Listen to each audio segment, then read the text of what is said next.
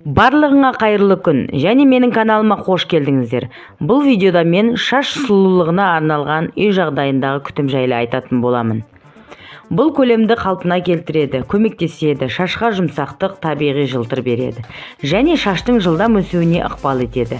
Бізге тек екі ингредиент керек болады.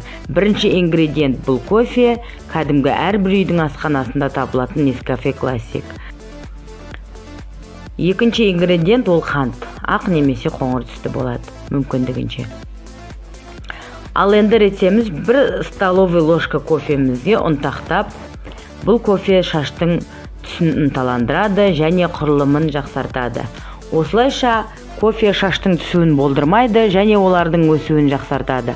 Сондай-ақ бұл шашты қою күрең реңкке бояуға да болады. Бірақ олар 1-2 тонға ғана, тіпті кейбір ақ шаштарды да бояуға болады. Енді кофемізге бір ас қасық қантымызды қосып, қант шаштың сау болуына ықпал етеді. Майлы тамырлардың пайда болуын болдырмайды.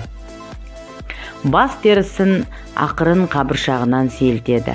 Барлық өлі жасушаларды және терідегі әртүрлі ластануды кетіреді.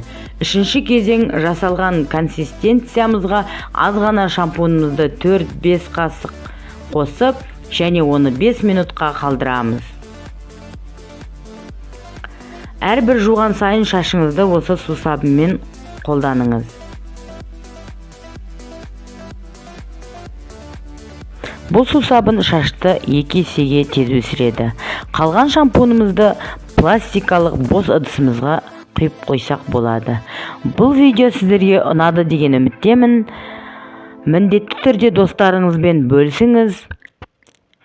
Көргендеріңізге рахмет. Келесі жаңа видеода кездескенше.